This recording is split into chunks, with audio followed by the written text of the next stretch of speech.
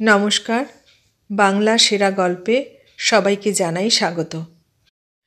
শুরু করছি আজকের গল্প। আজকের গল্পের নাম জেনানা সংবাদ। লিখেছেন সাহিত্যিক বিমল মিত্র।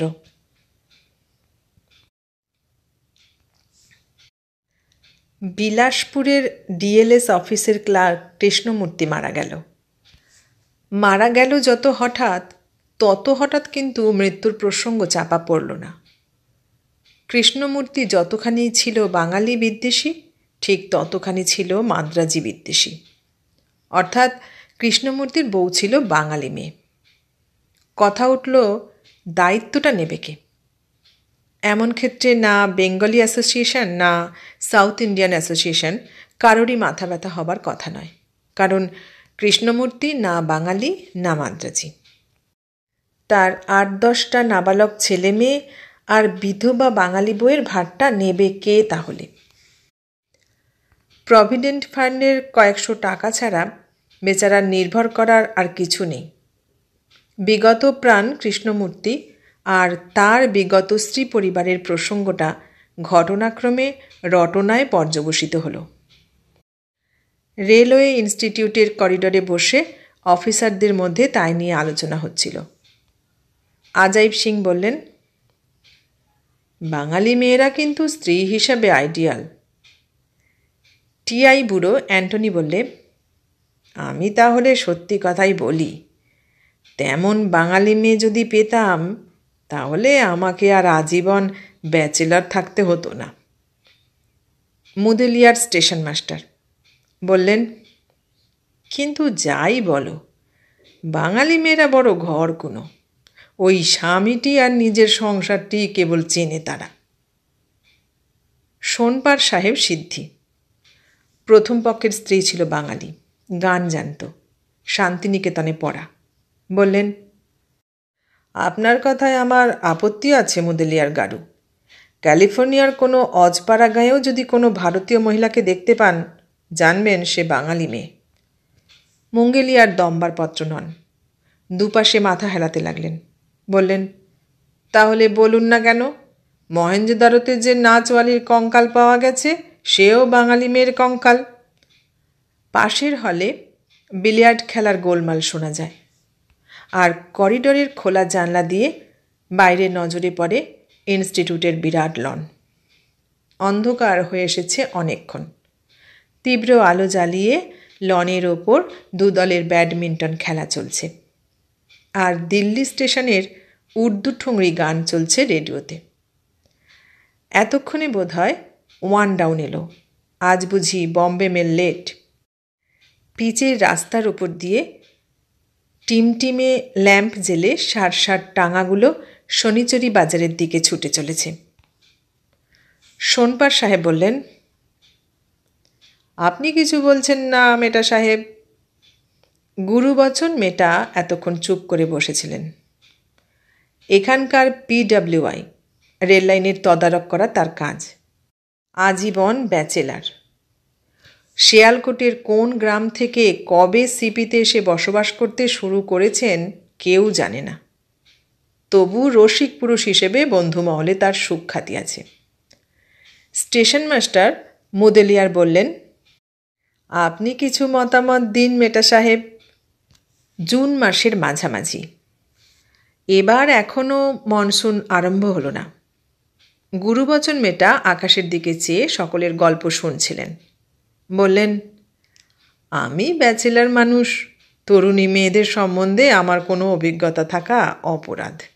তাছাড়া বেঙ্গলে কখনো যাইনি, কলকাতা সম্বন্ধে আমার ধারণা কিছুই নেই। বাঙালি মেয়ে বলতে দেখেছি শুধু সরোজিনী নাইডুকে। জব্বলপুরে সেবার কংগ্রেসের মিটিংয়ে এসেছিলেন। টিআই বুড়ো অ্যান্টনি বললে, সরোজিনী নাইডু, হার এক্সেলেন্সি। গুরুবচন মেটা বললেন, তবে অনেক বছর আগে একজন বাঙালি মেয়ের সঙ্গে আমার একবার ঘনিষ্ঠতা হয়েছিল জব্বলপুরে। সবাই বললেন, বলুন বলুন। গুরুবচন মেটা বলতে শুরু করলেন, আপনারা যদি মনে করে থাকেন যে সমস্ত বাঙালি মেয়ের সম্বন্ধে আমার একটা অভিজ্ঞতা আছে, তো ভুল করবেন। মেয়েদের সম্বন্ধেই আমার অভিজ্ঞতা কম, তার উপর বাঙালি মেয়েদের সম্বন্ধে আরও কম। কারণ প্রথমত আমি বাঙালি নই, বাংলাদেশে কখনো যাইনি। তারপর আমার অভিজ্ঞতা শুধু একটিমাত্র বাঙালি মেয়েতেই সীমাবদ্ধ। টিআই বুড়ো অ্যান্টনি বললে, তা হোক, বলুন মিস্টার মেটা, ভেরি ইন্টারেস্টিং।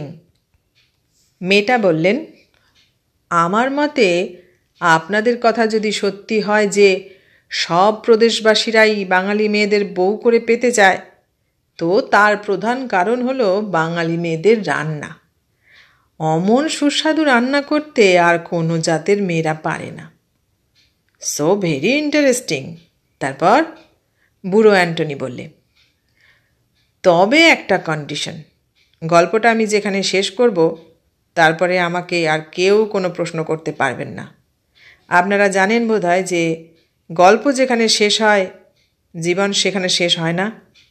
জীবন বিস্তীর্ণ, ব্যাপক, কিন্তু গল্প জীবনকে ভিত্তি করে গড়ে উঠলেও এক জায়গায় তার ক্লাইম্যাক্স আছে, সেখানে এসে গল্পে দাড়ি টানতে হয়। তাতে আপনারা রাজি? গুরুবচন মেটা সকলের দিকে সপ্রসন্ন চোখে চাইলেন।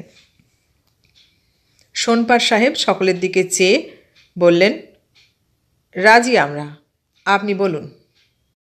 রেডিওতে বুঝি এবার ইংরেজি প্রোগ্রাম শুরু হয়েছে, রেকর্ডে জ্যাজ অর্কেস্ট্রা। সামনের লনে ব্যাডমিন্টন খেলা বন্ধ হলো। কাটনি ব্রাঞ্চের শেষ গাড়িটা অনেকক্ষণ ছেড়ে গেছে।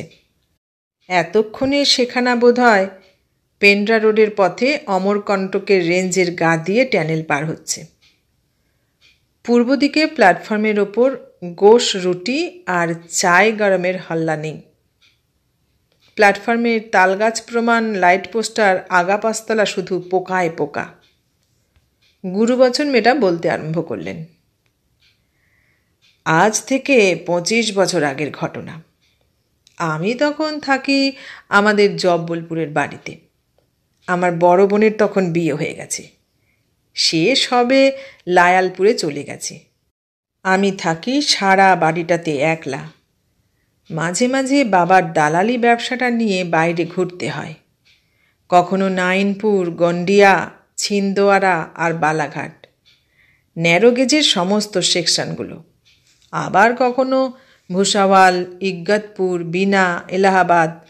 7 দিন 8 দিন পরে হয়তো একদিন বাড়ি এলাম, আবার একদিন ব্যাগ আর ব্যাগেজ নিয়ে বেরিয়ে পড়ি টুপ করে। কাজের মধ্যে কাজ ওই দালালি ব্যবসা, আর ফুর্তি বলুন আর যাই বলুন, একমাত্র রিক্রিয়েশন শিকার করা। তা বাবারও ছিল শিকারের শখ, আমারও তাই। বাবার দুটো ডাবল ব্যারেল বন্দুক পেয়েছিলাম আমি, একটা 12 বোরের আর একটা 16 বোরের, আর নিজে কিনেছিলাম একটা রাইফেল 450। যখনই ট্যুরে যেতাম ওটা থাকতো সঙ্গে। কখনো কখনো তেমন জায়গায় গিয়ে পড়লে হাতিয়ার অভাবে যেন বেকুব না হই। একবার অনুপপুর থেকে নেমে মাইল 3 দূরে এক নদীর ধারে মাচা বাঁধা হলো বাঘ মারবার জন্যে। উত্তর আর পশ্চিম দিক থেকে নর্মদা আর সোন সেখানে এসে মিশেছে।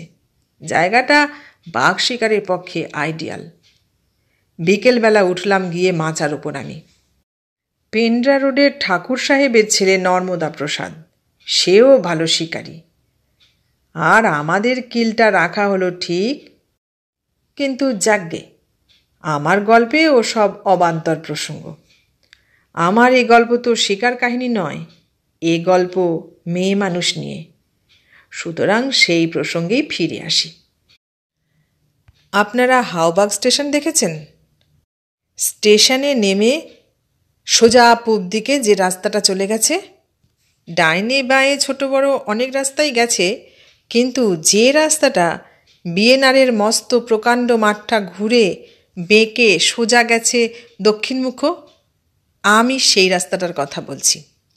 এখন অবশ্য অনেক বাড়ি হয়েছে ওখানে, রিফিউজিরা ভিড় করেছে, আশেপাশের জলাজমিগুলোও ভরাট হয়ে গেছে, কিন্তু ও তল্লাট অমন ছিল না। ওই রাস্তায় ঢোকার মুখে ডান দিকে ছিল শুধু সানি ভিলা। কতকগুলো অ্যাংলো ইন্ডিয়ান থাকতো ওই বাড়িটাতে। আর তারপর ঝোপ জঙ্গল, কয়েকটা কবর, আর সামনে বিএনআরের জমিতে বিরাট বিরাট আম গাছ। আর তারই বাঁকে পশ্চিমমুখ শিয়ালকোট লজ, আমার বাড়ি। সামনে ধরুন বাগান এককালে ছিল, কিন্তু তখন তত কিছু বাহার ছিল না, শুধু গোটা কতক আগাছা ছড়িয়ে আছে এদিক ওদিক। তবু দোতলার বারান্দায় দাঁড়ালে সামনের রাস্তা আর আশেপাশের সব কিছুই দেখা যায়। একদিন আমার একতলাটায় একটা ভাড়াটে এলো। এ পাড়ার দিকে ভাড়াটে বড় একটা আসে না, কারণ এখান থেকে ফ্যাক্টরি অনেক দূর।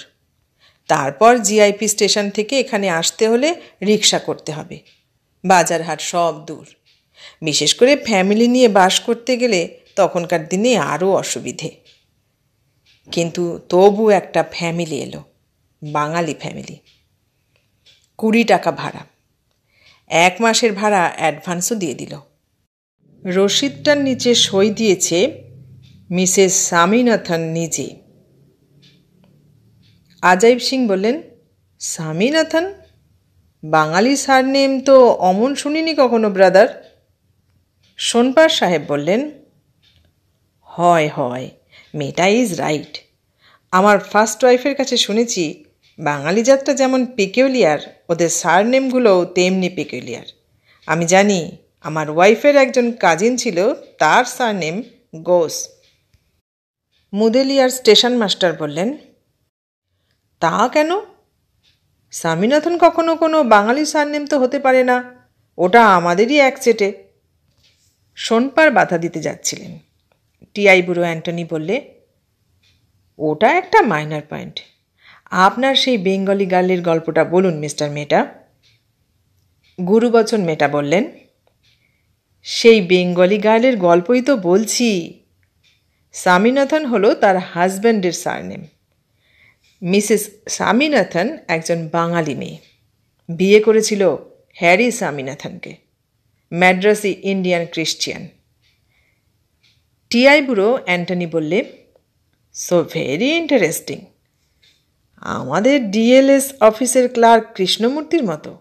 তারপর তারপর গুরুবচন মেটা বললেন, কিন্তু তার আসল নাম হলো। বলতে গিয়ে গুরুবচন মেটা নিজেই হঠাৎ থেমে গেলেন।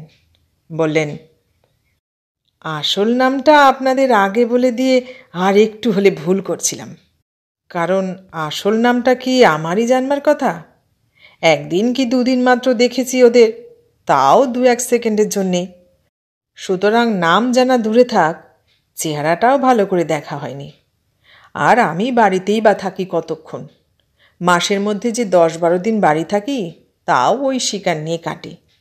তবে একদিন শুনতাম বটে, যেদিন সন্ধ্যাবেলা বাড়ি থাকতাম, বাঙালি স্ত্রী খ্রিস্টিয়ান ম্যাড্রাসি স্বামীকে গান শেখাচ্ছে, বাংলা গান। গানটার একটা লাইন আমার এখনও মনে আছে। পরে শুনেছিলাম পোয়েট টেগোরের লেখা গান, হে নটরাজ হে নটরাজ। সোনপার সাহেব বললেন, এই গানটা আমার ফার্স্ট ওয়াইফ গাইতো। বেঙ্গলিদের টিউন ভেরি পিকুলিয়ার। তারপর শুনুন। গুরুবচন মেটা আবার বলতে শুরু করলেন, একদিন সাইকেল নিয়ে চৌকে গেছি কি কিনতে, দেখা হলো সুবেদার কেদার সিংয়ের সঙ্গে। কেদার আমায় জিজ্ঞেস করলে, তোমার বাড়িতে একতলায় নতুন এক ভাড়াটে এসেছে দেখলাম, নতুন চেনা না? আমি বললাম, হ্যাঁ, এক ম্যাড্রাসি ফ্যামিলি। ম্যাড্রাসি নয়, আমি চিনি ওকে। চাই বাসায় থাকতো ওর বাবা, ফরেস্ট অফিসার। ওর নাম মিস সুজাতা দাস। ওর বাবা ছিলেন মিস্টার দাস, রেইজ আদমি, খানদানি বংশের লোক। কিন্তু সঙ্গের ও লোফারটা কে? আমি বললাম, ওর হাজব্যান্ড হ্যারি স্বামীনাথন। সুবেদার কেদার সিং বললে, শেষকালে কিনা ওর সঙ্গে বিয়ে হলো? ওর সঙ্গে বিয়ে হওয়াটা যেন সুবেদার সাহেবের মনোপুত নয়। সুবেদার সাহেবের কাছেই শুনলাম মেয়েটি নাকি ভারী খুবসুরত ছিল আগে, ভারী বলিয়ে কইয়ে নাচিয়ে গাইয়ে। চাইবাসার সব লোকই নাকি ভালোবাসত সুজাতাকে। বড়লোক বাপ, ঘোড়া ছিল, মোটর ছিল, আবার মাঝে মাঝে সাইকেলও চড়ত ও। কখনো পরতো শাড়ি, কখনো শেরওয়ানি, কখনো সালোয়ার, কখনো পরতো 14 হাত মাদ্রাজি শাড়ি কাঁচা কোঁচা দিয়ে, আবার কখনো পরতো স্ট্রেপ ব্রিচেস আর নেকটাইয়ের সঙ্গে ট্রাউজার শার্ট। আমারও দেখে মনে হলো ভারী মজবুত গড়নের মেয়ে। ভৈষের দুধ, ঘি আর মাঠা না খেলে অমন চেহারা হয় না। তার উপর আছে তাকাত আর মেহনত, মোটর চালানো, ঘোড়ায় চড়া আর সাইকেল পেটা। সেদিন প্রথম আলাপ হলো। সন্ধে তখনও হয়নি। হরিশঙ্কর রোডে গিয়েছিলাম বিল কালেকশনে। মহাসামুন্দের PWI শুক্লাজি ছাড়ল না। একটা বুল ডিয়ার মেরে নিজের ট্রলি করে রায়পুর পৌঁছে দিয়ে গেল। তারপর সেটা নিয়ে গন্ডিয়া জাংশনে ন্যারো গেজ ট্রেন ধরে সন্ধ্যের কিছু আগে আমার শিয়ালকোট লজে এসে পৌঁছলাম। এবার বাড়িতে প্রায় দিন 20 গড় হাজির ছিলাম। আমার চাকর আমার আগে আগে বুল ডিয়ারটা নিয়ে ঘরে গেছে। আমি ধীরে সুস্থে আস্তে আস্তে আসছি। কদিনের ঘোরাঘুরিতে বেশ পরেশান হয়েছিলাম। দীনদয়ালকে বলে দিয়েছিলাম মাঠা যেন তৈরি রাখে, গিয়েই এক গ্লাস খেয়ে নেব। কিন্তু গেট দিয়ে ঢুকতেই দেখি মিসেস স্বামীনাথন বাইরে দাঁড়িয়ে আছে। আমি কাছাকাছি আসতেই দুহাত জোর করে কপাল ঠেকিয়ে সেলাম করলে। বললে, জয় রামজি কি। তারপর সামনে এসে দাঁড়াতেই বললে, আপনি শিকারপ্রিয় লোক আমি জানতাম না। আগাগোড়া ক্রেপ সিল্কের বুটিদার শাড়ি ব্লাউজ মিসেস স্বামীনাথনের পরনে, জরিদার এক জোড়া পা ঢাকা চটি, দুদিকের ব্লাউজের নিচ থেকে সমস্ত হাত দুটো মাসলওয়ালা। মোদ্দা কথা, আমাদের গুজরানওয়ালা লাহোরের মেয়েদের পর্যন্ত হারিয়ে দিতে পারে পাঞ্জায়, এমনই তাকতওয়ালা জেনানা। দেখে তাজ্জব হয়ে গেলাম। তারপরেই আমার হাত থেকে বন্দুকটা নিয়ে রীতিমতো বাগিয়ে ধরলে। বললে, 16 বোরের বন্দুক ব্যবহার করেন আপনি? বললাম, 3 রকমই আছে, যখন যেটা সুবিধে সেইটে নিই। মিসেস স্বামীনাথন বললে, আমার আর আপনার দেখছি একই, হল্যান্ড অ্যান্ড হল্যান্ড। আপনি কি কার্টিজ কেনেন? তার কিছু ঠিক নেই। আজকের বুল ডিয়ারটা মেরেছি ব্যাকশটে, যখন যেটা সুবিধে হয়, কখনো LG, কখনো SG। Alpha max? তারও কোনো ঠিক নেই, তবে আলফা ম্যাক্সই আমি পছন্দ করি। মিসেস স্বামীনাথন বন্দুকটা নিয়ে নাড়াচাড়া করছে, ট্রিগার টিপছে, কাঁধের ওপর রেখে এইম করছে। হঠাৎ লক্ষ্য করলাম বাঁ হাতের করে আঙুলটা যেন জখম হয়ে আছে, আঙুলটা কাটা। দীনদয়ালকে দিয়ে দোস্তালি সকলের কাছে কিছু কিছু মাংস পাঠিয়ে দিলাম। সুবেদার কেদার সিংয়ের কাছে, এতোয়ারিতে মুন্সিজির কাছে, আরও অনেকের কাছে। আর পাঠালাম একতলায় মিসেস স্বামীনাথনের কাছে। সেই দিন থেকে ঘনিষ্ঠতা শুরু হলো। সকালবেলায় সাইকেল চড়ে মিসেস স্বামীনাথন যখন বাজার করে ফেরে তখন বেশ দেখায়। পিঠে বেনি ঝুলিয়ে দিয়েছে, সিল্কের ঢিলে পায়জামা, গায়ে একটা জুট সিল্কের ঢিলে পাঞ্জাবি, আর সামনের বেতের বাস্কেটের মধ্যে আলু, ভিন্ডি, পারবল আর ভাজি, এই সব। হঠাৎ সেদিন আমাকে নেমন্তন্ন করে বসল মিসেস স্বামীনাথন। গোয়ারিঘাট থেকে গ্রিন পিজিয়ান মেরে এনেছে 2-3 ডজন। নতুন বটফল পাকতে শুরু করেছে, বর্ষা শুরু হয়ে গেছে কি না। বললে, আজ সকাল সকাল হ্যারি টাউনে বেরিয়ে গেছে, হাতে কাজ ছিল না, বেরিয়েছিল আমার বন্দুকটা নিয়ে, মতলব ছিল ডাক মারবার। কিন্তু আজ সন্ধ্যে 7টায় আসছেন তো? হ্যারিকে বলেছি সেও আসবে, তার আগেই। সেদিনকার নেমন্তন্নটা বিশেষ করে মনে আছে, এই 25 বছর পরেও, কারণ অমন মাংসের রোস্ট জীবনে আর খেলুম না, আর খাবও না। শুনেছিলাম মিসেস স্বামীনাথন নিজে রান্না করেছিল। সন্ধে 7টার সময় নেমন্তন্ন, কিন্তু সেদিন মনে হয়েছিল পৃথিবীতে 7টা বুঝি আর বাজে না, কারণ তখন দীনদয়ালের রান্না খেয়ে খেয়ে আমার অরুচি হয়ে গিয়েছে। আর তাছাড়া গ্রিন পিজিয়নটা বরাবরই আমার প্রিয় খাদ্য। তার কাছে কোথায় লাগে মাটন, কোথায় লাগে ফাউল। যা হোক, ঘড়ির কাঁটায় 7টা বাজার সঙ্গে সঙ্গে আমি একতলায় গিয়ে হাজির হয়েছি। মিসেস স্বামীনাথন সেদিন পুরোপুরি বাঙালি সাজে সেজেছিল। একটা পিককের গায়ের রঙের মতো ব্রাইট জর্জের শাড়ি ফিগারটাকে লেপ্টে জড়ানো, আর চিতাবাঘের মতো ডোরা ডোরা ছিটের ব্লাউজ কাঁধ পর্যন্ত। তার নিচে বাচ্চা হরিণের মতো নরম মোলায়েম দুটো হাত। বন্দুক হাতে যে মিসেস স্বামীনাথনকে দেখেছি, গুজরানওয়ালার মেয়েদের মতো কর্কশ কঠিন, কি জানি কেমন করে কেউটে সাপের ফনার মতো হাতের মাসলগুলোকে সেদিন সে লুকিয়ে ফেলেছে। আমি যেতেই পর্দা সরিয়ে সে অভ্যর্থনা করলে, বললে, আসুন মেটাজি। বললাম, মিস্টার স্বামীনাথন কোথায়? হ্যারি এখনই এসে পড়বে, বোধহয় কোনো কাজে আটকে পড়েছে। সেলসম্যানের কাজ বড় বিশ্রী কাজ মেটাজি, প্রত্যেককে প্লিজ করতে করতে অস্থির। টেবিলের সামনে মুখোমুখি বসলাম দুজনে। বললাম, ওর ব্যবসা তো অনেক ভালো, আর আমাদের দেখুন তো, মাসের মধ্যে 15 দিন বাইরে বাইরে ঘুরতে হয়, শরীরে আর কিছু থাকে না। মিসেস স্বামীনাথন বললে, তা হোক, কিন্তু হ্যারি যে বাইরেই যেতে চায় না। বিয়ের আগে ওর ভালো একটা চাকরি ছিল, 600 টাকা মাইনে পেত। সে চাকরি ছেড়ে দিয়ে এখন এই মোটরের সেলসম্যানশিপ ধরেছে। এখন কত বলি একটু বাইরে ঘোরাঘুরি করো, তা যাবে না। আমাকে ছেড়ে বাইরে গিয়ে একটা রাত কাটাতে পারে না ও, এমন ঘর কোনো। হেসে বললাম, সে তো যে কোনো স্ত্রীর পক্ষেই ঈর্ষার বিষয় মিসেস স্বামীনাথন, কিন্তু 600 টাকার চাকরিটা ছাড়লেন কেন? আজকালকার বিজনেসের বাজার যেরকম।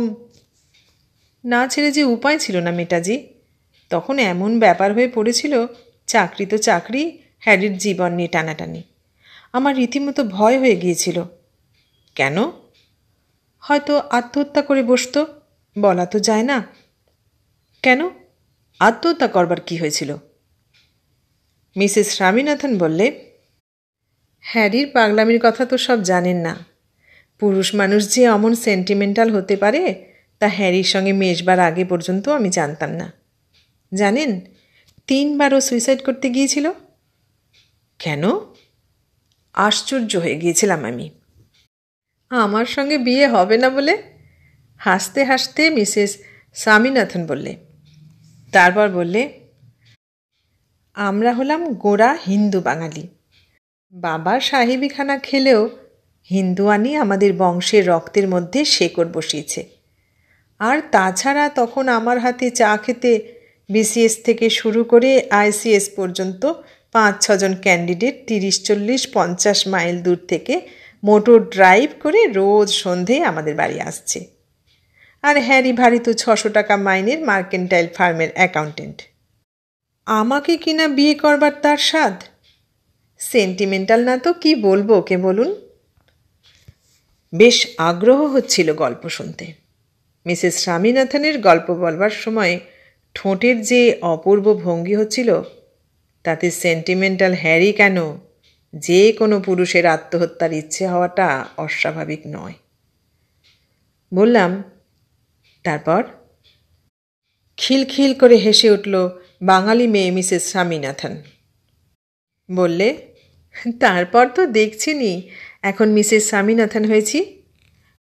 কিন্তু হ্যারি অমনি ছাড়েনি আমাকে। অমন নাছোড়বান্দা পুরুষ মানুষও আমি দুটো দেখিনি। মেটাজি, এই দেখুন না, বলে হাতের কাটা আঙুলটা দেখালে উঁচু করে। বললে, সারা শরীরে আমার খুঁত নেই কোথাও, অন্তত আমার অ্যাডমায়ারাররা তাই বলতো, কিন্তু সারা জীবনের এই খুঁতটি আমায় করে দিয়েছে হ্যারি। গল্প আরও জমে উঠেছে। বললাম, কেন? হঠাৎ হাতঘড়িটার দিকে চাইলে মিসেস স্বামীনাথন। বললে, রাত 9টা বাজতে চলল, এখনও তো হ্যারি আসছে না। বললাম, আমার কোনো অসুবিধে হচ্ছে না মিসেস স্বামীনাথন। তা হোক, কতক্ষণ আর অপেক্ষা করা যায়? আসুন আমরা আরম্ভ করে দিই। হ্যারি নিশ্চয়ই কোনো কাজে আটকে গেছে। তারপর শুরু হলো ডিনার। অপূর্ব রান্না, অপূর্ব তার টেস্ট। জীবনে সেই ডিনারের কথা আর কোনো দিন ভুলব না। খেতে খেতে আমাদের গল্প চলতে লাগলো। বললাম, তারপর বলুন। মিসেস স্বামীনাথন বললে, সেই দিনের ঘটনাটা বলি। মজুমদার আসবার কথা আছে দীপেন কুমার আর অলোকের। কিন্তু বলা নেই কওয়া নেই, হ্যারি দুপুরবেলা বাড়িতে এসে হাজির ওর মোটর বাইক নিয়ে। অফিস থেকে পালিয়ে এসেছে হ্যারি। যেতে হবে শিকারে। ঠিক ছিল ফিরে আসবো সন্ধ্যের আগে, কিন্তু হলো না। নোয়ামুন্ডুর জঙ্গলে গোটাকতক তিতির মেরে ফিরে আসছি। হ্যারি বললে, বরবিল সাইডিংয়ের ধারে একটু বিশ্রাম নিতে। বিশ্রাম আর নেব কি বলুন? নোয়ামুন্ডি থেকে চাইবাসায় আসতে ইঞ্জিন চালাতেও হবে না, এমন ঢালু রাস্তা। শুধু চেপে বসলেই হলো, এমন গড়ানি। তবু হ্যারি নাছুরবান্দা। বললে, একটু বিশ্রাম করতেই হবে। সেইখানে বসেই হ্যারি কাণ্ডটা বাঁধালে। বললাম, কোন কাণ্ড? মিসেস স্বামীনাথন আমার প্লেটের দিকে তাকিয়ে বললে, আপনি আরেকটু দো পেঁয়াজি নিন মেটাজি, আপনার হয়তো লজ্জা হচ্ছে। খানিক পরে মিসেস স্বামীনাথন আবার বলতে শুরু করলে। সেইখানে বসে আমরা চা পান শেষ করলাম। তারপর বোধহয় একটু ক্লান্তি এলো হ্যারির শরীরে। ও শুয়ে পড়ল আমার কোলে মাথা রেখে। তাতেও দোষ ছিল না, কারণ কোলটা আমার হলেও কেউ না কেউ শোবার জন্যই তো হয়েছে ওঠা। সুতরাং আমি আপত্তি করিনি। কিন্তু বিপদ ঘটল তারপর। হ্যারি বললে, আমি যদি হ্যারিকে বিয়ে না করি তো ও আত্মহত্যা করবে। তা কী করে হয় বলুন? আমরা হলাম হিন্দু বাঙালি আর ও হলো মাদ্রাজি ক্রিশ্চিয়ান। আর তাছাড়া মজুমদারকে প্রায় একরকম কথা দেওয়াই হয়ে গেছে। কিন্তু হ্যারি বললে, আমার কোলে শুয়েই সে আত্মহত্যা করবে। আমাকে না পেলে ওর নাকি মরাই ভালো। তা ভালো তো ভালোই, কি বলুন? কিন্তু আমার সামনে আর আমার কোলে শুয়েই বা আত্মহত্যা করা কেন? আড়ালে করলেই তো চুকে যায় ঝঞ্ঝাট। আপনাকে আর স্লাইস রুটি দেবো মেটাজি? খানিক থেমে মিসেস স্বামীনাথন আবার আরম্ভ করলেন। আমি বিরক্ত হয়ে কোল থেকে হ্যারির মাথাটা দিলাম সরিয়ে। ও আপত্তি করলে না, কিন্তু উঠে দাঁড়িয়ে আমার 12 বোরের বন্দুকটায় এক মুহূর্তে একটা এলজি পুড়ে নিয়ে নিজের বুকে লক্ষ্য করে ট্রিগার টিপলে। আর সঙ্গে সঙ্গে, আপনি আর একটু কারি নিন মেটাজি, কিছুই খেলেন না দেখছি। বললাম, ও কথা থাক, আপনি বলুন তারপর কি হলো? মিসেস স্বামীনাথন বললে, 10টা বাজতে চলল, এখনও দেখছি হ্যারি আসছে না। নিশ্চয়ই কোনো কাজে আটকে পড়েছে। কি বলেন? বললাম, তারপর বলুন। তারপর আর কি, এই তো আমার মাঝখানের আঙুলটা দেখছেন, আধখানা উড়ে গেছে। ওই হ্যারিকে কেবল বাঁচাবার জন্যে। আমিও তাড়াতাড়ি বন্দুকটা ধরে বাধা দিতে গেছি, কিন্তু দেরি হয়ে গেল একটু। হ্যারি বাঁচল এইটুকুর জন্য, কিন্তু আমার আঙুলটা। বাইরে যেন সাইকেল রিক্সার ঘণ্টা বাজল না মেটাজি? মিসেস স্বামীনাথন টেবিল ছেড়ে উঠল। বললে, এক্সকিউজ মি, এতক্ষণে বোধহয় হ্যারি এলো। সত্যি হ্যারি সাইকেল রিক্সায় এলো, কিন্তু সেই সময় ঠিক আমাদের গল্পের চৌমাথায় পৌঁছবার আগেই হ্যারি না এলেই যেন ভালো করত। পরে অনেকবার ভেবেছি, সেদিন আমার সামনে অমন অবস্থায় মিসেস স্বামীনাথনের স্বামী কেন এলো না আরও অনেক পরে, যখন খাওয়া দাওয়া সেরে আমি আমার ঘরে চলে আসতুম? তাহলে মিসেস স্বামীনাথনও অমনভাবে ধরা পড়ত না। সেই রাত্রে মিসেস স্বামীনাথনের যে ব্যবহার দেখেছিলাম তা জীবনে ভুলব না। আর সে ব্যবহার কিনা করলো আমারই উপস্থিতিতে। রিকশার ভাড়া চুকিয়ে দিয়ে মিসেস স্বামীনাথন মাতাল হ্যারিকে পেছন থেকে ধরে নিয়ে এলো ঘরের মধ্যে। হ্যারি তখন বেশ টলছে, দাঁড়াবার ক্ষমতা নেই ভালো করে। আমাকে চিনতে পেরে হ্যারি বললে, হ্যালো বয়। তারপর কি একটা বেয়াদবি করতেই মিসেস স্বামীনাথন এক কাণ্ড করে বসল। দেখলাম মিসেস স্বামীনাথনের শরীরে আবার সেই কর্কশ কাঠিন্য ফুটে উঠেছে। চিৎকার করে উঠল, স্কাউন্ড্রেল! তারপর হ্যারির চুলের মুঠি ধরে সে কি ঝাঁকুনি! অচৈতন্য হ্যারির চেতনা ফিরিয়ে আনবার অনেক চেষ্টা হলো। শেষে আমার দিকে একবার কাতর চাউনি দিয়ে হ্যারিকে বেডরুমে নিয়ে যাবার চেষ্টা করলে। পাশের ঘরে যেতে যেতে হ্যারি আমার দিকে ফিরে বললে, cheer you boy, cheer you. তখনও বাকি ছিল পুডিং আর কফি। আমার ডিনার শেষ হলো না। মিসেস স্বামীনাথনকে সেই অপ্রস্তুত অবস্থা থেকে বাঁচাবার জন্যে আমি নিঃশব্দে ওপরে আমার ঘরে চলে এলাম। মনে হলো মিসেস স্বামীনাথনের অপমান যেই করুক তা দাঁড়িয়ে দেখাও যেন অপরাধ। টিআই বুড়ো অ্যান্টনি বললেন, সো ভেরি ইন্টারেস্টিং। তারপর মিস্টার মেটা? মুদেলিয়ার বললেন, ড্রাঙ্কার্ডস আর অলওয়েজ স্কাউন্ড্রেলস। ঠিকই হয়েছে। সোনপার সাহেব বললেন, বাজে কথা। আমি তো বরাবরই ড্রিঙ্ক করি, তবে মডারেট ডোজে। কিন্তু আমার ফার্স্ট ওয়াইফ কখনো আপত্তি করেননি, বরং। মুদেলিয়ার বললেন, তা তো করবেই না। আমি শুনেছি বেঙ্গলি গার্লরা কলকাতার হোটেলে পাবলিকলি স্মোক আর ড্রিঙ্ক করে। সোনপার সাহেব বললেন, I take serious objection to it. TI Antony বললে, চুপ করুন আপনারা। তারপর বলুন মিস্টার মেটা। গুরুবচন মেটা আবার বলতে শুরু করলেন। বিলাসপুর রেলওয়ে কলোনি তখন নিস্তব্ধ। রাস্তার আলোগুলো চুপচাপ প্রহরীর মতো ঠায় দাঁড়িয়ে। শুধু বিলাসপুর ইয়ার্ডে শান্টিংয়ের শব্দ মাঝে মাঝে আকাশকে চমকে দেয়। আর এই ইনস্টিটিউটের ভেতরে বিলিয়ার্ড খেলা তখন বন্ধ হয়ে গেছে। শুধু দিল্লি রেডিওতে তখন দরবারি কানারায় খেয়াল ধরেছে কোনো ওস্তাদজি। মেটাজি বললেন, তার কিছুদিন পরে হঠাৎ একদিন দেখা হয়ে গেল মিস্টার স্বামীনাথনের সঙ্গে বাড়ির বাইরে। আমি ট্রেন থেকে নেমে কিংসওয়েতে খেতে গেছি। রাত্রের খাওয়াটা ওখানেই সেরে নেওয়ার মতলব, কারণ ট্রেন লেট ছিল, আর এত দেরিতে আবার দীনদয়াল কেন কষ্ট করবে এই ভেবে। হঠাৎ দেখি হ্যারি স্বামীনাথন দূরে একটা টেবিলে বসে আছে, সঙ্গে আরেকটি মেয়ে, বাঙালি নয়, অ্যাংলো ইন্ডিয়ান। আমাকে দেখতে পেয়েই হ্যারি নিজের বোতল আর গ্লাসটা হাতে নিয়ে উঠে এলো। এসে আমার সামনের চেয়ারেই মুখোমুখি বসল। বললে, গুড ইভিনিং বয়। দেখলাম নেশা বেশ হয়েছে এবং ক্রমে আরও হবার আশা আছে। আমার খাওয়া প্রায় শেষ হয়ে গিয়েছিল। বললাম, আমি উঠি।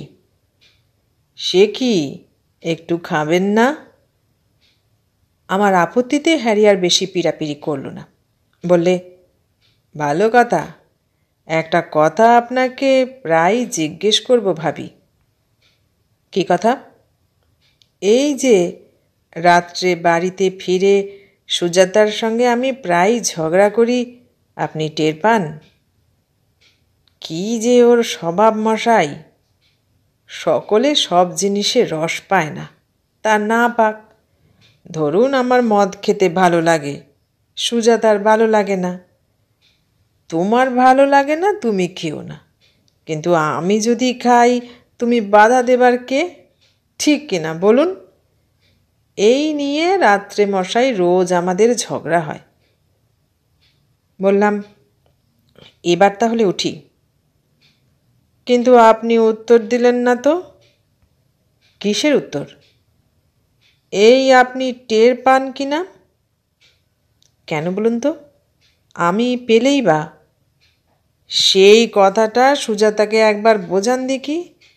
আমিও যত বলি মেটাজি টের পেলেই বা, সুজাতা বলে, তুমি শেমলেস হতে পারো, কিন্তু আমার লজ্জা করে। অর্থাৎ আমি যে মদ খাই এটা যেন দোষের নয়, দোষটা হলো আপনার টের পাওয়াতে। বললাম, মিসেস স্বামীনাথন যখন চান না তখন আপনি ওটা খান কেন? আপনি বুদ্ধিমান হয়ে এই কথা বলছেন? হ্যারি বোতল হাতে নিয়ে সোজা হয়ে দাঁড়ালো। তারপর বললে, আপনি আমাদের হিস্ট্রি কিছু জানেন না। আমি 600 টাকার চাকরি ছেড়েছি সুজাতার জন্যে, জানেন? নইলে আজ আমি মোটর গাড়ির পেটি সেলসম্যান। 3 বার আমি সুইসাইড করতে গেছি, 3 বার সুজাতা আমাকে বাঁচিয়েছে। সুজাতা কি আমায় কম ভালোবাসে ভেবেছেন? ওর সব ভালো। অমন সতী স্ত্রী পাওয়া কি কম সৌভাগ্যের কথা? এক রাত্রির আমি পাশে না শুলে ওর ঘুম আসে না। আমি যেমন ওর জন্যে আমার চাকরি, আমার সব ত্যাগ করেছি, ও আমার জন্যে ওর বাবার প্রচুর সম্পত্তি স্যাক্রিফাইস করেছে। শেষে মজুমদারকে এড়াবার জন্যে আমার সঙ্গে পালিয়ে এসেছে। অমন একনিষ্ঠ ভালোবাসার তুলনা হয় না মেটাজি। কিন্তু ওর ওই এক দোষ, আমার মদ খাওয়া মোটে পছন্দ করে না। কিন্তু ন্যান্সিকে দেখুন, ওই যে বসে আছে। দূরের টেবলে বসা অ্যাংলো ইন্ডিয়ান মেয়েটিকে দেখালো হ্যারি। বললে, ওই ন্যান্সিকে দেখুন, ওকে আমি যত খাওয়াবো তত খাবে, একবারও না বলবে না। ও এক পিপে মদ খাওয়ালে খেতে পারে। সুজাতাকে কত বলেছি খেতে, ও কিছুতেই খাবে না। মাতাল দেখলে 100 হাত দূরে পালিয়ে যাবে। ওদের আর সব ভালো মশাই, বাঙালি মেয়েরা ওই এক ব্যাপারে ভারী কনজারভেটিভ। সেদিন অনেক কষ্টে মাতালের হাত থেকে ছাড়িয়ে বাড়ি আসতে পেরেছিলাম। দেখেছিলাম আমি চলে আসতেই হ্যারি আবার ন্যান্সির টেবলে গিয়ে বসল। কিন্তু বাড়ি এসে একটু সকাল সকাল শোবার ব্যবস্থা করছি। রাত তখন প্রায় 11টা হবে। হাওবাগের এদিকটা সন্ধ্যে থেকেই অবশ্য নিরিবিলি হয়ে যায়। তারপরে ক্লান্তও ছিলাম খুব। দীনদয়াল এসে খবর দিলে 1তলার মেম সাহেব সেলাম দিয়েছে। অত রাত্রেই গেলাম নিচে। মিসেস স্বামীনাথন একলা আমার জন্যে অপেক্ষা করছিল। বললে, এবার আপনি অনেক দিন বাইরে ছিলেন মেটাজি। বললাম, আমার ব্যবসায় শুধু ওই ঘোড়াই সার, লাভ বিশেষ কিছু নেই। কিন্তু মিস্টার স্বামীনাথন কোথায়? মিসেস স্বামীনাথনকে বেশ চিন্তিত দেখলাম। বললে, সেই জন্যই তো আপনাকে ডেকেছি মেটাজি। বললাম, হয়তো কোনো কাজে আটকে গেছেন। না, কিন্তু কদিন থেকেই বেশি রাত্রে ফিরছে হ্যারি। দিন দিন ওর যেন অত্যাচারটা বাড়ছে। দেখুন না, 11টা বাজলো, এখনও এলো না। আপনার সাইকেলটা একবার দিতে পারেন মেটাজি? আমারটা পাংচার হয়ে পড়ে আছে কাল থেকে। কিন্তু এত রাত্রে সাইকেল কি করবেন? জিজ্ঞেস করলাম আমি হ্যারিকে খুঁজতে যাব। এত বড় শহরে কোথায় খুঁজবেন তাকে? জব্বলপুরে যত মদের দোকান আছে সব জায়গায় খুঁজব। আজ একটা গাড়ি বিক্রি করবার কথা ছিল ওর, 5,000 টাকার কার। আজ কয়েকশো টাকা ওর হাতে আসবার কথা। সেই সকালবেলা বেরিয়েছে, নাওয়া নেই খাওয়া নেই, তারপর এই এত রাত হলো। আপনি সাইকেলটা আনিয়ে দিন, আমি ততক্ষণে কাপড়টা বদলে নিই। বলে মিসেস স্বামীনাথন ভেতরে চলে গেল সেই মুহূর্তে। আমি দীনদয়ালকে ডেকে সাইকেলটার বাতি জ্বালিয়ে দিলাম। খানিক পরেই মিসেস স্বামীনাথন বেরিয়ে এলো অপূর্ব পোশাক পরে। সেই রাত 11:30টায় মিসেস স্বামীনাথনের যে অপরূপ রূপ দেখেছিলাম তা জীবনে ভুলব না।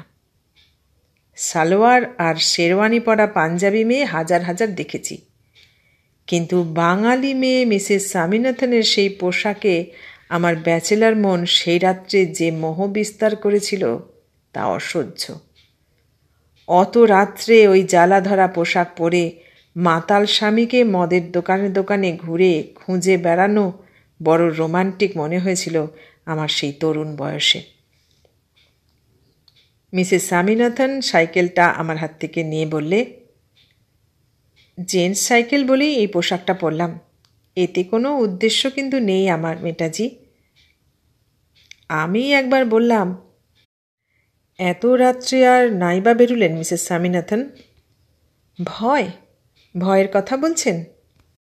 মিসেস স্বামীনাথন হেসে উঠল, বললে, এর চেয়েও অ্যাডভেঞ্চারাস কত কাজ আমায় জীবনে করতে হয়েছে।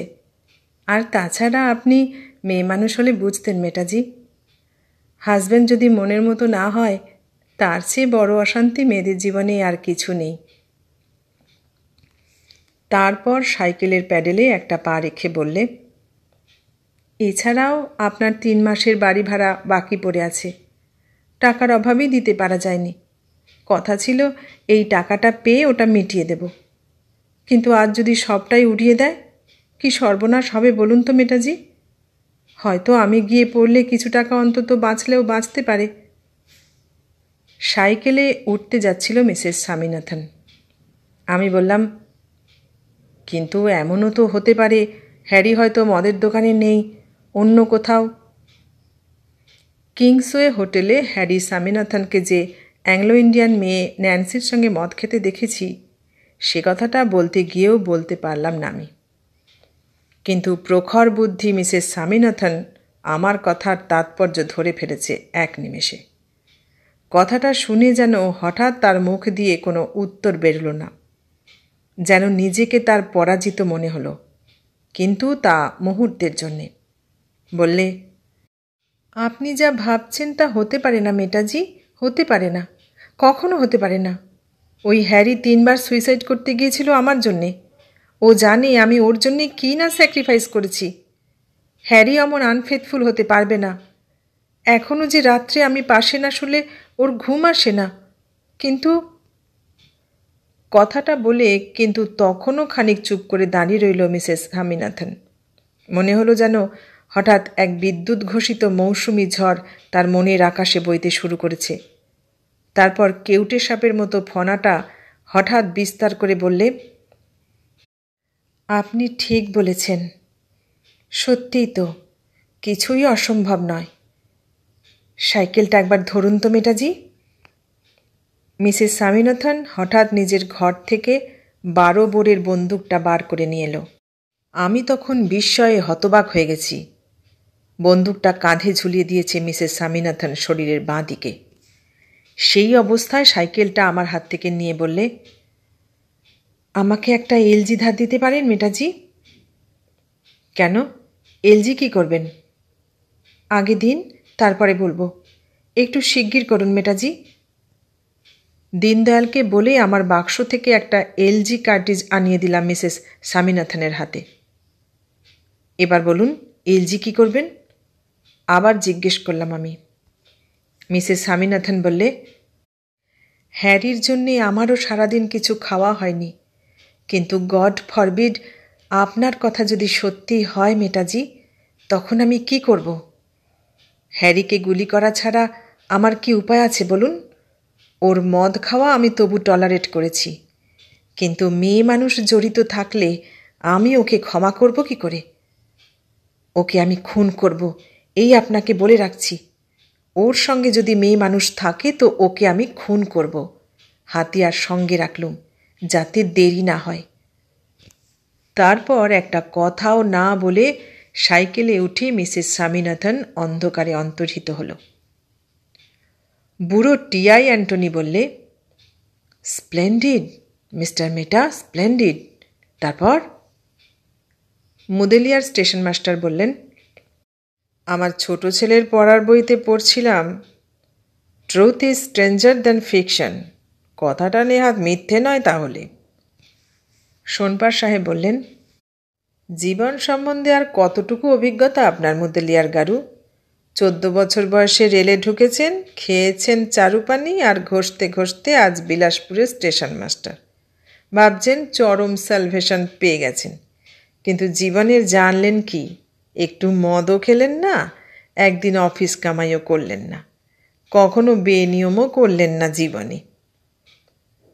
গুরুবচন মেটা বললেন, অন্য কথা থাক, গল্পটা শেষ করে নিই, রাত অনেক হয়ে গেল। ইনস্টিটিউটের সমস্ত ঘর অন্ধকার। পেন্ড্রা রোডের দিক থেকে একটা মালগাড়ি ক্লান্ত গতিতে আসছে। দূরে লোকোশেডের দেওয়ালে ইঞ্জিন গর্জনের প্রতিধ্বনি বারবার রেল কলোনির নিস্তব্ধতা ভেঙে দেয়। প্ল্যাটফর্মে চায়ের দোকানটি পর্যন্ত এখন বন্ধ হয়ে গেছে। জুন মাসের মাঝামাঝি হয়ে গেল, কিন্তু মনসুন এখনও শুরু হলো না। তারপর সেই রাত্রে ওপরে নিজের ঘরে শুয়ে শুয়ে অনেকবার ভেবেছি কিংসওয়ে হয়তো এতক্ষণ বন্ধ হয়ে গেছে, হ্যারি সেখানে নেই, হয়তো ন্যান্সির সঙ্গে রাস্তায় রাস্তায় ঘুরছে। কিন্তু বাঙালি মেয়ে মিসেস স্বামীনাথনের একই ভয়াবহ কাণ্ড। সারাদিন হ্যারির নাওয়া খাওয়া নেই, তাই মিসেস স্বামীনাথনও উপোস করেছে সারাদিন। তারপরে এই ক্লান্ত উত্তেজিত অবস্থায় এত রাত্রে 12 বোরের বন্দুক আর ধার করা এলজি কার্টিজ নিয়ে পরের সাইকেল চড়ে স্বামীর খোঁজে মদের দোকানে দেখতে যাওয়া, এ নিয়ে যদি কেউ গল্প লেখে তো মনে হবে গাঁজাখুরি, কিন্তু নিজের চোখেই তো দেখলাম। আমার মনে হলো আর কোনো দেশের মেয়েরা এমন করে এমন অবস্থায় বেরোতে পারত না, এক বাঙালি মেয়ে ছাড়া। আর আমার নিজের জাত শিয়ালকোট গুজরানওয়ালার মেয়েদের কথা জানি, তারা ওই দূর থেকেই সে যা হোক, সে রাত্রে অনেকক্ষণ বিছানায় শুয়ে শুয়ে জেগে থাকবার চেষ্টা করেছিলাম ওদের ফেরার খবর পাবো বলে। হ্যারি রাত্রে ফিরবেই এমন ধারণা আমার ছিলই। অ্যাংলো ইন্ডিয়ান মেয়ে ন্যান্সির সঙ্গে থাকলেই শুধু বিপদ ঘটবে তাও জানতাম। আর এও জানতাম হ্যারিকে খুন করতে পেছোপাও হবার মতো মেয়ে মিসেস স্বামীনাথন নয়। কারণ হ্যারিকে মিসেস স্বামীনাথন যেমন গভীর করে ভালোবাসে, তেমন করে কজন মেয়ে মানুষ তাদের স্বামীকে ভালোবাসতে পারে। কিন্তু কোথা দিয়ে কখন সে রাত্রে চোখে ঘুম নেমে এলো টের পাইনি। পরের দিনও আবার সকাল হবার আগেই জব্বলপুর ছেড়ে ভোরের ট্রেন ধরে ভুসাওয়াল যেতে হলো। কয়েকদিন পরে যখন ফিরে এলাম শিয়ালকোট লজে, তখন সে প্রসঙ্গ বাসি হয়ে গেছে। সুজাতা স্বামীনাথনকে দেখি সাইকেল চড়ে বেতের বাস্কেটে করে বাজার করে আসে। তারপর হ্যারি স্যুটটাই পরে সাইকেল রিকশায় চড়ে কোথায় বেরিয়ে যায়, আবার ফেরে অনেক রাত্রে একটা টিমটিম আলো জ্বালিয়ে সাইকেল রিকশায় চড়ে। সেদিন সেই রাত্রে তবে কি হ্যারিকে কিংসওয়েতেই পাওয়া গিয়েছিল? ন্যান্সি কি ছিল না সঙ্গে? আমার ব্যাচেলার মনে এসব প্রশ্ন মাঝে মাঝে আলোড়ন করত। সেদিন সুজাতা স্বামীনাথন সোজা চলে এলো ওপরে আমার এলাকায়। বললে, একটা কথা আপনাকে বলতে এসেছিলাম মেটাজি। বললাম, বসুন, আমারও অনেক কথা আছে আপনার সঙ্গে, আপনার কথাটাই আগে বলুন। সুজাতা বললে, তাই বলি, আপনার সেই এলজি কার্ট্রিজটা আমার কাছেই রয়েছে, কাজে লাগেনি। ওটা এখনও কিছুদিন থাক আমার কাছে, দরকার না হলে ফিরিয়ে দেব আপনাকে, আপত্তি নেই তো? বললাম, এবার আমার কথাটা বলি। সেদিন রাত্রে আপনাকে বন্দুক হাতে একলা ছেড়ে দিয়েছিলাম। পরে মনে হলো সঙ্গে গেলে হতো। ঝোঁকের মাথায় কি হয়তো করে বসবেন। দায়িত্ববোধ সম্বন্ধে আমার এখনও ভালো জ্ঞান হলো না মিসেস স্বামীনাথন। সুজাতা বললে, দেখুন, হ্যারিকে যদি আমি কোনোদিন খুন করি তো সে একা আমার দায়িত্বে। এ ব্যাপার সম্পূর্ণ আমার আর হ্যারির, এতে কোনো থার্ড পার্সন নেই। বললাম, আপনি কি সত্যই ও বিষয়ে সিরিয়াস? নিশ্চয়ই। আপনি জানেন না মেটাজি, আমি অন্য বাঙালি মেয়ের মতো মানুষ হইনি। আমার শিক্ষা দীক্ষা সব আলাদা। সেদিন রাত্রে হ্যারির খোঁজে বেরিয়েছিলাম আপনার সাইকেল আর এলজি নিয়ে। ভাববেন না ঠাট্টা করতে বা ভয় দেখাতে। আমি মনে প্রাণে বিশ্বাস করি হ্যারি কখনো বিশ্বাসঘাতকতা করতে পারে না। ওই মদের ওপরেই যা দুর্বলতা আছে ওর, আর কোনো কিছুতে নেই। হ্যারি মিছে কথা বলবার লোক নয়, কিন্তু যদি... বললাম, সেদিন শেষ পর্যন্ত কোথায় দেখা পেলেন ওর? সুজাতা স্বামীনাথন বললে, ও বাড়ির দিকেই আসছিল। সারাদিন সেই মোটর বিক্রি নিয়ে এমন পরিশ্রম গিয়েছিল যে বাড়িতে এসে খাবার পর্যন্ত পায়নি। তবে স্বীকার করলে ও যে মদ খেয়েছিল। এই নিন 4 মাসের বাকি ভাড়া, একটা রসিদ সময় মতো পাঠিয়ে দেবেন। কি জানি কেন তখনও সেই অ্যাংলো ইন্ডিয়ান মেয়ে ন্যান্সির কথাটা মুখ ফুটে বলতে পারলাম না। কিন্তু যাবার সময় সুজাতা বললে, কিন্তু এও বলে রাখছি মেটাজি, যদি কোনো দিন আমি চাক্ষুষ প্রমাণ পাই, সেদিন আমি হ্যারিকে আমার ওই 12 বোরের বন্ধুকে এলজি লোড করে রেখেছি, ওকে আমি খুন করবই। আপনি সেদিন আমার প্রথম চোখ খুলে দিয়েছেন। বললাম, না না, মাফ করবেন সুজাতাবাই, আমি কিছুই জানি না, আমি কিছুই দেখিনি। সুজাতা স্বামীনাথন বললে, না, শুধু আপনি নন, আরও অনেকের কাছে আমি শুনেছি যে হ্যারিকে অ্যাংলো ইন্ডিয়ান মেয়েদের সঙ্গে নানা জায়গায় দেখা যায়, কিন্তু আমি নিজে যদি কোনো দিন চোখে দেখতে পাই তো খুন করব ওকে। আমি আমার মা, বাবা, ভাই, বোন আর বাবার প্রচুর সম্পত্তি পায়ে ঠেলে শুধু ওর টানে চলে এসেছি। শেষকালে সেই হ্যারি যদি আনফেথফুল হয় তাহলে? সে আপনি ব্যাচেলার মানুষ, ঠিক বুঝবেন না। গুরুবচন মেয়েটা আবার আরম্ভ করলেন, ঈশ্বরের কি ইচ্ছে ছিল কে জানে, ঠিক তার পরদিনই সেই কাণ্ডটা ঘটল। সেদিনও জুন মাস, মনসুন আরম্ভ হয়নি। চুপচাপ ওপরের পশ্চিমমুখ বারান্দায় বসে আছি, কোনো কাজ নেই হাতে। সামনে বাগান পেরিয়ে বিএনআরের আম বাগানের দিকে চেয়েছিলাম। আস্তে আস্তে সন্ধে হয়ে এলো। দীনদয়াল 1 গ্লাস ঠান্ডা মাঠা দিয়ে গেছে। তাও খাওয়া শেষ করে খালি গেলাসটা পাশের চেয়ারের ওপর রেখে দিলাম। সানিভিলার দিকে হাওবাগ স্টেশনে বুঝি কোনো মালগাড়ি এলো। ওদিকের আকাশটা ইঞ্জিনের ধোঁয়ায় কালো হয়ে আসছে। আমার সামনে বাগানের দিকে চেয়ে দেখলাম সুজাতা স্বামীনাথন সাইকেল চড়ে চক থেকে ফিরল মার্কেটিং করে। ওপর দিকে চাইতেই দুজনে উইশ করলাম। তারপর আধ ঘন্টাও কাটেনি, দেখি একটা সাইকেল রিক্সা আসছে আমারই শিয়ালকোট লজ লক্ষ্য করে।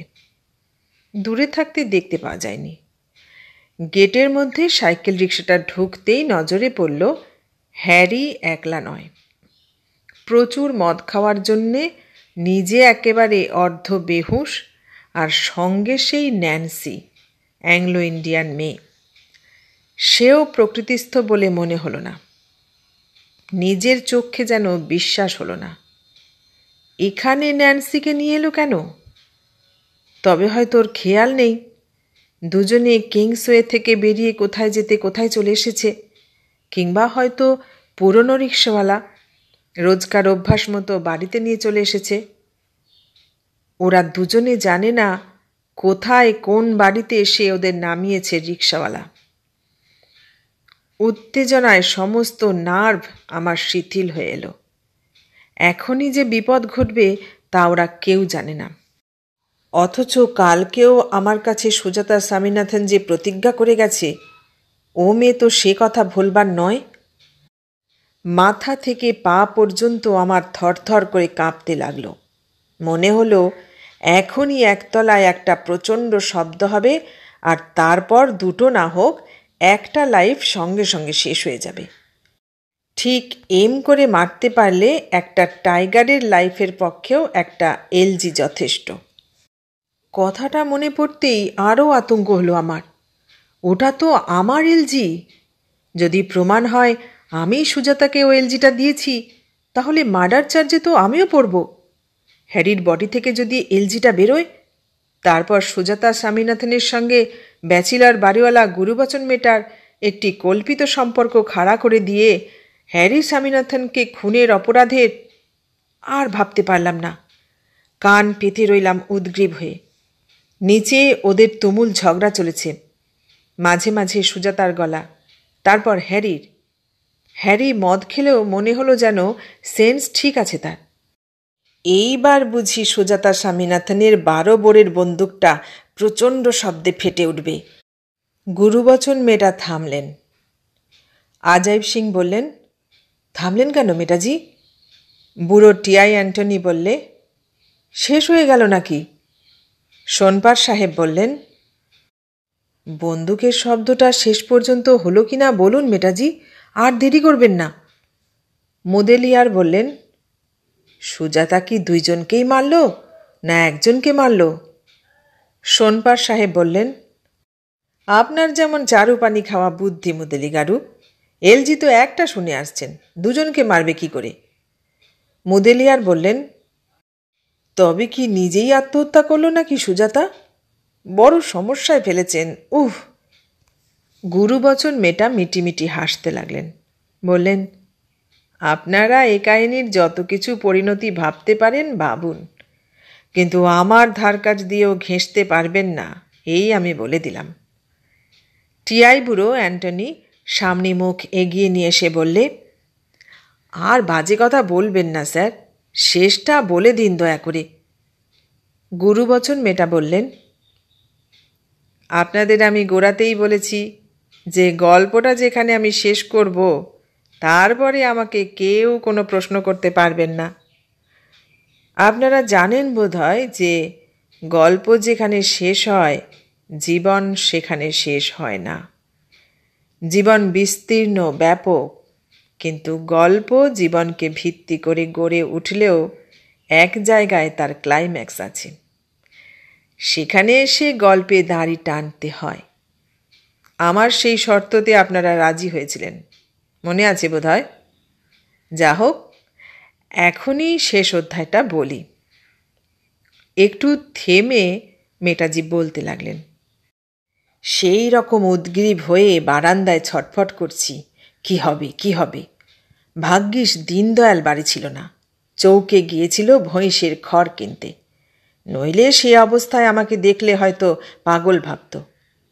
তার আসতে প্রায় 1 ঘন্টা দেরি।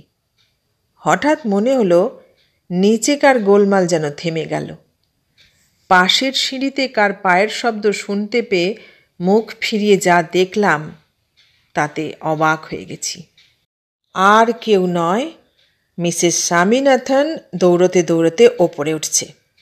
মুখখানা লজ্জায়, ঘৃণায়, পরাজয়ের কলঙ্কে, অপমানে একেবারে থরলি অন্যরকম দেখাচ্ছে। চোখ ফেটে জল বেরুবে এখনই।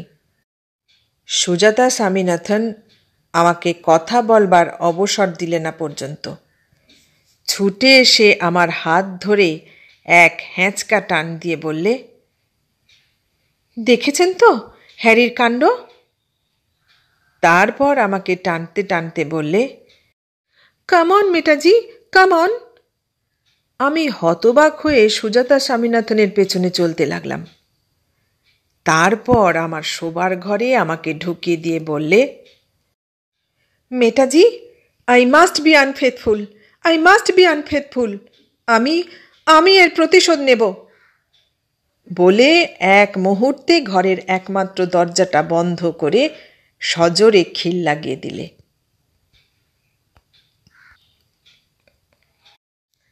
এতক্ষণ শুনলে বিমল মিত্রের লেখা গল্প জেনানা সংবাদ। কেমন লাগলো গল্পটা? ভালো লাগলে লাইক, কমেন্ট, শেয়ার করো, আর নতুন বন্ধু হলে সাবস্ক্রাইব করার অনুরোধ রইল। সবাইকে অনেক ধন্যবাদ জানিয়ে আজ এখানেই শেষ করলাম।